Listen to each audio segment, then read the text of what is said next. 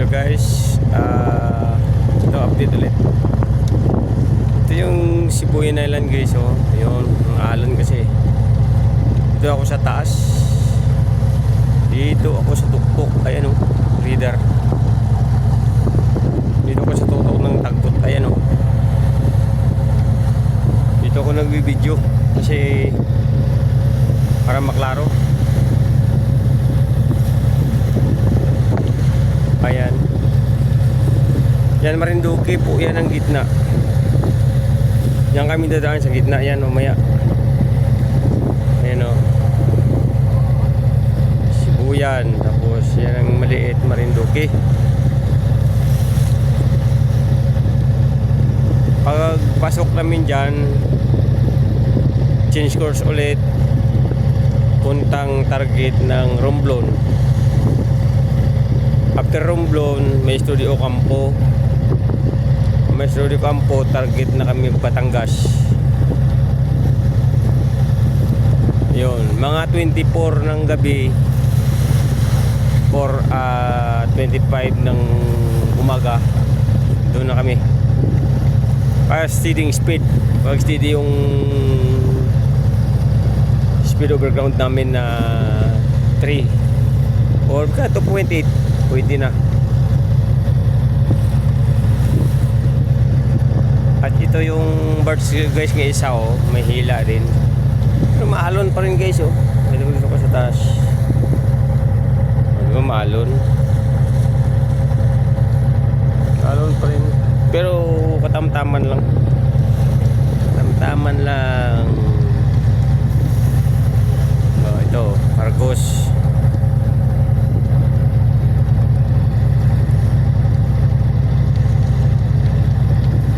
Siguro mamayang gabi o madaling araw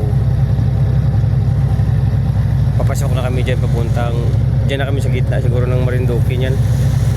Marinduque at saka Marinduque dito, Sibuyan dito. Dyan na kami siguro sa dulo at saka dulo niya. Papasok kami dyan. Tapos change course pag ganun. Romblon na. Romblon to Studio Campo. May Studio Campo to Batangas. Batangas to Manila. Yun guys ang update. Kasi 7 days and a half yung biyahe. 7 days and a half Surigao Dinagat, Thailand to Basico Port Terminal.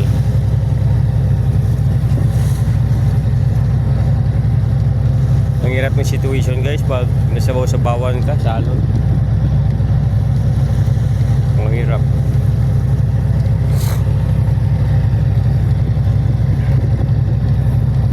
Pero okay pa rin yan kasi kung hindi ka sanay siguro, siyempre matutumba ka kasi sa likod ng tagpot. Pero kung sanay ka naman, magiging okay lang din, komportable ka sa ano mo. Kung hindi kayo sanay guys, wag na. O kung sino pa magsiman dyan dito sa Thailand, comment down below. May maraming bakante.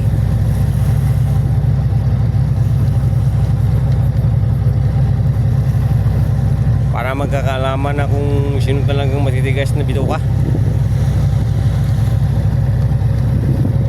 Kanina guys, doon pa lang kami guys, papasok lang kami dito guys kanina, umaga, duty ko. Sus, kalaki ng alon, Ginoo ko manisip. Haros sa salok ng proa ang pupa. Sabaw ng kubertada namin sa pupa. Ang hirap na guys ng sitwasyon, no? Pero okay lang din. Isa na for the family. Siguro ganun talaga ang buhay. I am a strong man to become a seaman. Ganun talaga yung sa ating gusto ko magsiman nga. Pero pakakalakas loob ka.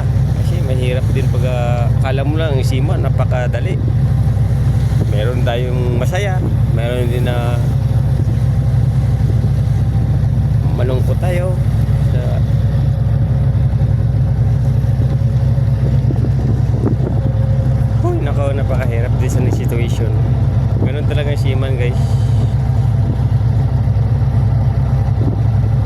minsan masaya, minsan malungkot. Pag maalon, normal naman lang din sa dagat yan. Pag dagat, maalon naman talaga. Pero hindi halos lahat kalmada. Mayroon gaya din sa tabi. Mayroong baha, mayroong walang baha. Dito naman sa dagat, mayroong alon, mayroon namang walang alon. Ganoon lang din.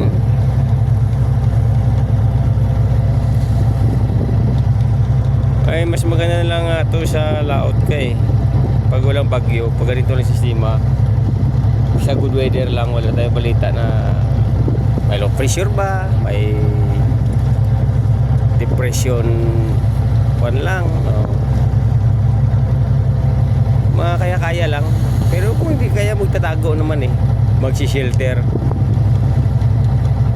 Kaya guys, sabi ko, lahat na ngayon ng mga apprentice ng seaman,